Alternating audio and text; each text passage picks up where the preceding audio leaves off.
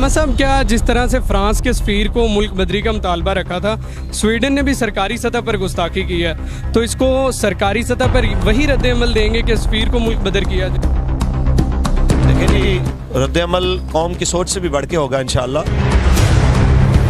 शरीफ भी जाके उसे जफियाँ डाल रहा है और वही किरदार अपना रहा है कि जो अभी मुतालबात के हवाले से भी उसमें कोई नज़र नहीं आ रहा कि उन्होंने उस तरह से अमल दरामद किया हो, तो उसके हवाले से भी कोई अगला लाहे अमल देंगे या? अगर खान की हुकूमत में ये कुछ हुआ तो अब पीडीएम की गवर्नमेंट में ये सारा कुछ हो गया। अगर तो रियासत अपने बाशिंदों के साथ किए हुए मुआहदे के ऊपर भी खड़ी नहीं होती तो वो दुनिया के सामने अपने मुल्क का क्या इमेज रखना चाहती है? अस्सलाम वालेकुम नाज़रीन, आपका मेज़बान सैयद राहील हुसैन रिजवी आपकी खिदमत में हाजिर है। इस वक्त तहरीक लबैक पाकिस्तान के ज़ेरे एहतमाम जो है वो रैली निकाली गई है, जिसका आगाज़ ठोकर से किया गया और मरकज़ रहमतुल लिल आलमीन में इस वक्त हम मौजूद हैं। अल्लामा फ़रूकुल हसन साहब हमारे साथ हैं कि स्वीडन में जो हालिया गुस्ताखी हुई है, कुरान मजीद को जलाया गया, इसके मुतालिक जो है तहरीक लबैक पाकिस्तान का क्या लाहे अमल है, वो क्या करने जा रहे हैं? अस्सलाम वालेकुम। वालेकुम अस्सलाम रहमतुल्लाहि व बरकातहू। अल्लामा साहब, अभी जो गुस्ताखी हुई है स्वीडन में और कुरान मजीद को नज़र आतिश कर दिया गया सरकारी सतह पर, तो तहरीक लबैक पाकिस्तान की तरफ जो है हर किसी की निगाह है, पाकिस्तान में भी और पूरी दुनिया से वो लोग देख रहे हैं कि तहरीक लबैक पाकिस्तान वाले जो हैं क्या अगला लाहे अमल देंगे, तो इसके मुतालिक जो है वो आप आगाह कर दें। बिस्मिल्लाहिर्रहमानिर्रहीम। जी, हस्ब साबिक तहरीक लबैक या रसूलुल्लाह मुसलमानों की उम्मीदों पे इंशाअल्लाह पूरी उतरेगी और मुसलमानों को कभी मायूस नहीं करेगी। इस पे बहुत जल्द रद्द-ए-अमल बस आज ही मरकज़ की तरफ से आने वाला है और जो भी इंशाअल्लाह रद्द-ए-अमल आएगा पूरी कौम उस पर इंशाअल्लाह लबैक कहेगी। तो हम तो ये समझते हैं कि ये मिल्लत इस्लामिया के जितने भी हुक्मरान हैं, जो मैं कहता हूँ कि बिलजबर इनके ऊपर मुसल्लत हैं, अगर वो कौम की आवाज़ों को समझें तो अरब से लेकर अजम तक मुसलमान कुरान के और नामूस रिसालत के तहफ़्फ़ुज़ के लिए एक आवाज़ है और वो यही कहते हैं कि मनसब नबीन फ़क़्तुलहू। रसूलुल्लाह की गुस्ताखी हो तो भी उसकी सज़ा ये है कि उसको सज़ाए मौत दी जाए और अगर कुरान की तौहीन हो तो उसको भी काफ़िर किरदार तक उसी तरह पहुँचाया जाए, क्योंकि ये कलाम इलाही है। कलाम इलाही की तौहीन की सज़ा भी वही होनी चाहिए। लेकिन होता यूँ है कि जो इक़्तिदार की कुर्सी पे बैठते हैं वो चंद करोड़ या चंद अरब डॉलर की लालच में अपने ईमान, मज़हब, इस्लाम हर चीज़ को फरामोश कर देते हैं। पहले खान साहब की हुकूमत थी तो अभी यही तरीक़ाकार था कि एक सफ़ीर की खातिर उन्होंने हमारे दर्जनों साथियों को शहीद किया। तो फिर ये बाद में बदबख्त हुकूमत आई तो शहबाज शरीफ भी जाके उसे जफियाँ डाल रहा है और वही किरदार अपना रहा है।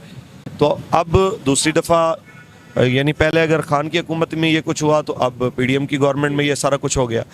तो जिस वक्त हम इमरान की हुकूमत में निकले थे नामूस रिसालत के लिए, तब ये सारे कह रहे थे कि जनाब बहैसियत मुसलमान इनकी आवाज़ सुननी चाहिए।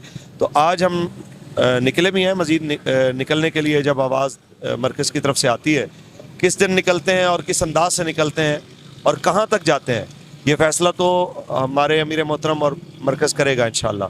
लेकिन हम ये देखना चाहेंगे और कौम भी ये देखे इस बात को कि इक़्तिदार की कुर्सी के ऊपर जब हमारे हुक्मरान बैठते हैं तो फिर इनके रवैये में कोई ख़ास फ़र्क नहीं होता।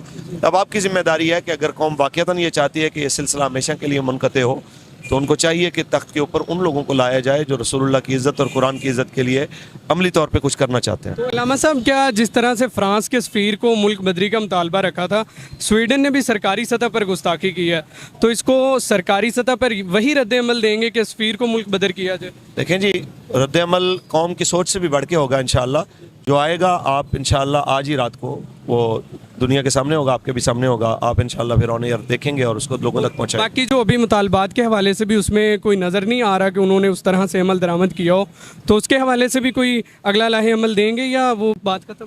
बिल्कुल लाहे अमल देंगे इंशाअल्लाह। इस पे शूरा की मुशावरत जारी है कि अगर रियासत अपने बाशिंदों के साथ किए हुए मुआहदे के ऊपर भी खड़ी नहीं होती तो वो दुनिया के सामने अपने मुल्क का क्या इमेज रखना चाहती है कि बाकी लोगों के साथ की हुई बात की क्या हैसियत रह जाती है। जब वो अपने बाशिंदों के साथ, वो भी कराची से लेके जेलम तक चलते हैं, 27 दिन उनको चलना पड़ता है, फिर उसको कुछ एहसास होता है कि इनकी कोई बात सुननी चाहिए और फिर जब बात करता है अगर उससे भी वो मुनारिफ होते हैं तो फिर वो तो खुद अपने हाथों से अपनी और अपने मुल्क की इज़्ज़त को तबाह करने के दर पे हैं।